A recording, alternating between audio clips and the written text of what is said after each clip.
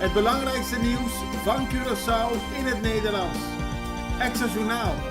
Vers van de pers. Welkom bij Extra Journaal. Fijn dat u weer kijkt. We hebben het belangrijkste nieuws voor u op een rij gezet. En we beginnen met een noodkreet over de continuïteit in de zorg. Het gaat om een brief die geplaatst is in verschillende ochtendkranten, waaronder de Extra. De medische staf van het CMC heeft die brief geplaatst. En daarin staat dat de artsen zich grote zorgen maken over de toekomst van de ziekenhuiszorg op ons eiland. Dat kan volgens de bezorgde actie aan het eind van het jaar niet meer worden geleverd, omdat het landsbesluit normering topinkomens vanaf dat jaar ook geldt voor medisch specialisten in loondienst van het ziekenhuis. Dat beïnvloedt volgens hen het niveau van de zorg. Het wordt moeilijk om goede artsen naar Curaçao te halen en daarmee dreigt een tekort, aldus de bezorgde medici. Bovenwinden bereiden zich voor op Ernesto. Het gaat om een tropische storm. Op Sint Maarten, Saba en Statia is men in volle voorbereiding om alles te organiseren dat de storm, als die eenmaal komt, zo min mogelijk schade toebrengt. Volgens de meteorologische dienst van Sint Maarten zal de storm vanavond op 74 mijl ten zuidwesten van het eiland Sint Maarten passeren. Ook Saba en Statia zullen ermee te maken krijgen. Scholen zijn dicht, bedrijven zijn dicht, overheidsgebouwen zijn dicht. Laten we hopen dat het allemaal goed komt voor de bovenwinden. In ieder geval heeft de minister-president Luc Mercelina gevraagd aan alle partijen om de politieke propaganda weg te halen, omdat die borden kunnen gaan vliegen als het eenmaal flink gaat waaien aldaar. Bejaarde bewoners vragen om hulp. Het gaat om een treurige situatie bij Brakkeput, waarbij verschillende bewoners niet meer naar hun huis komen. Tenminste, de weg is afgesloten. Ze wonen dus soms al meer dan 40 jaar. Water, elektriciteit is afgesloten. Dat heeft allemaal te maken met een discussie die er is tussen de stichting Johannes Bosco, eigenaar van de grond, en de bewoners. We hebben later in de uitzending een interview met een van de bewoners die zegt dat er sprake is van een onmenselijke situatie, omdat het gaat om mensen van in de 80 die zonder water en stroom daar moeten leven. Akkoord ondertekend over AI. Dat gaat over kunstmatige intelligentie. De regering van Curaçao is een van de ondertekenaars van het verdrag van Cartagena. Dat heeft betrekking tot deze kunstmatige intelligentie, oftewel AI. In het verdrag komen regeringen van Latijns-Amerikaanse landen en het Caribisch gebied overeen om samen te werken op dit gebied. En namens Curaçao heeft minister van Onderwijs Citré van Heijdorn het verdrag getekend. In totaal hebben nu 17 landen dit verdrag getekend. Doen benadrukt belang gezond onderwijs. Het nieuwe schooljaar staat voor de deur, dat weten alle ouders en zeker de kinderen.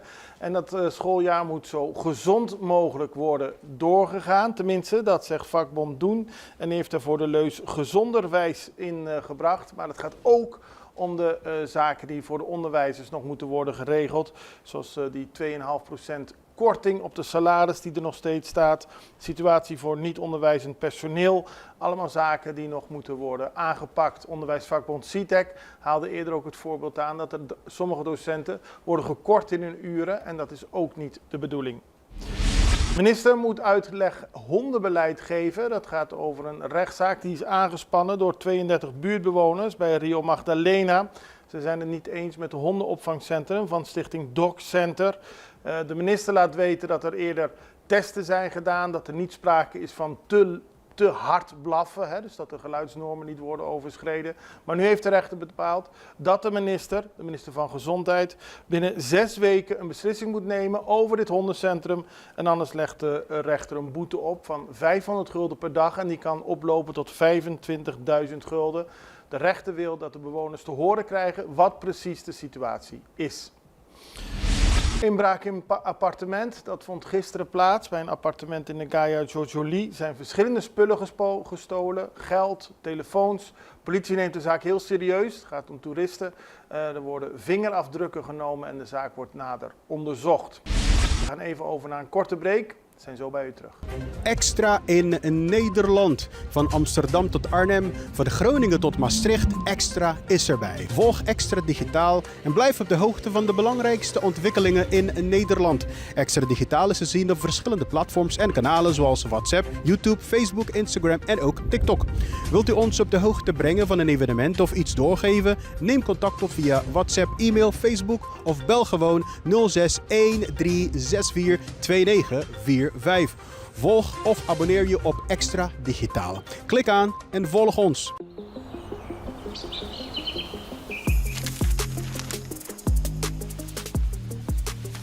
Welkom op Curaçao, een van de mooiste eilanden in de Caribiën. Een ware parel. En het is een eiland waar je van heel veel zaken kunt genieten. Van de natuur, van de zee, van het eten, van de mensen en zoveel meer.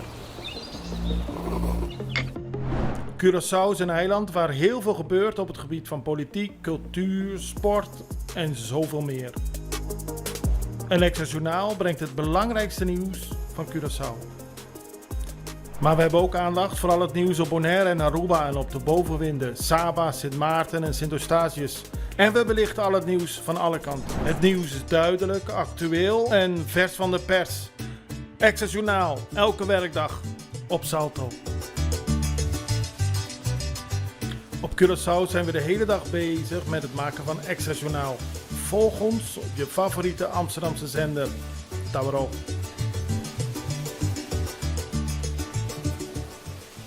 We beginnen met Nederlandse toeristen die terugkeren naar Nederland, maar een relatief groot aantal heeft daar dengue mee meegenomen. Het gaat om een record aantal Nederlanders dat in de eerste 7 maanden van dit jaar dengue heeft opgelopen in het buitenland. En voor een deel gaat het om mensen die Curaçao bezochten. Tot nu toe zijn er 112 mensen ziek geworden door een steek van een met het denguevirus besmette mug. En de meeste mensen liepen die ziekte dit jaar op in Indonesië, Thailand en Curaçao. Aldus alarmcentrale Eurocross. Dan zijn de stranden van Bokasami opgeknapt. Het ziet er weer mooi uit. Er was hoog bezoek van minister-president Kilma Pik-Pisas gisteren en andere betrokkenen. Die kwamen kijken hoe het strand er nu uitziet. Het gaat onder meer om nieuwe palapas. En er is ook meteen een oproep gedaan aan alle gebruikers van het strand om het netjes te houden. En ook als je weggaat, alle spullen weer op te ruimen, zodat de stranden schoon en mooi kunnen blijven.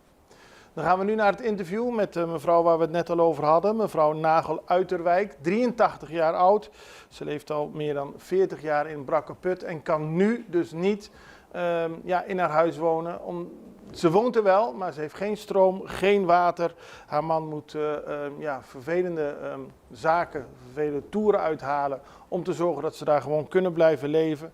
Maar beide hebben gezondheidsproblemen en ze geeft in een korte interview aan de Extra legt ze uit hoe vervelend haar situatie is. Mevrouw Nagel Uiterwijk. Als wij hem 's avonds uit moeten doen, dan moet ik meelopen met mijn man, want hij moet over een smalle steiger langs die botenhuisjes.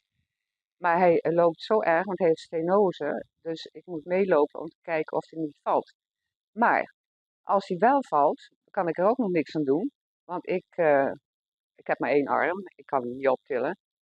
En wat het ergste is ook, ik kan niemand bellen, want ik heb geen telefoon, ik heb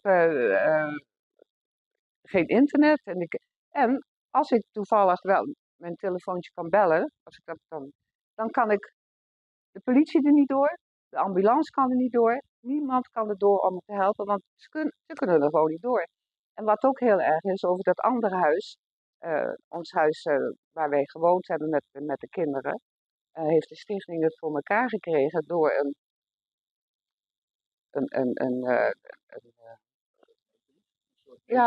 van zo'n vonnis van hoe ze het voor elkaar hebben gekregen, weet ik niet. Dat de eerste paar meter moet van het huis afgebroken worden, want het ligt op hun terrein. Dit is niet te geloven, want als je op die foto's ziet, het is het botenhuis van zijn vader, daarop gebouwd, met foto's dat de septic tank is in het water geplaatst, voor de dijk, want die dijk liep daarvoor en daar reden ze met een auto over. Dus hoe ze het nou voor elkaar hebben gekregen dat dat hun terrein is mijn raadsel. En dat is waar we dus al 45 jaar wonen en nu dus verhuurd hebben. we hebben dus nu ook niets meer aan het huren. Dus ze zijn ook weg. Want die kunnen natuurlijk daar niet wonen. Ze kunnen er niet door, ze hebben geen water, ze hebben geen stroom. En de dreiging dat het afgebroken wordt. En tot slot gaan we naar internationaal nieuws. Costa Rica, die heeft een semi-onderzeeër. Niet een echt onderzeeër, maar het vaart wel onder water. Die heeft een semi-onderzeeër aangehouden met 2 ton cocaïne. Dat is enorm veel cocaïne. En de kustwacht van Costa Rica zag de semi-onderzeeër in de wateren van de Stille Oceaan op 148 kilometer van het Centraal-Amerikaanse land. Toen de boot werd aangehouden bleek er dus ongeveer 2 ton cocaïne aanwezig. En daarbij zijn 2 Colombianen en een Ecuadoriaan gearresteerd. Toen de autoriteiten achter de onderzeeër aangingen, probeerden de opvarenden de boot nog te zinken, maar dat lukte niet. Het is de eerste keer dit jaar dat er een semi-onderzeeër in Costa Rica is onderschept en zeker met zoveel drugs. Daarmee zijn we aan het einde gekomen van deze aflevering van Extra Journaal. We zijn er morgen weer en ik hoop u ook het allerbeste. Tot ziens. Dag.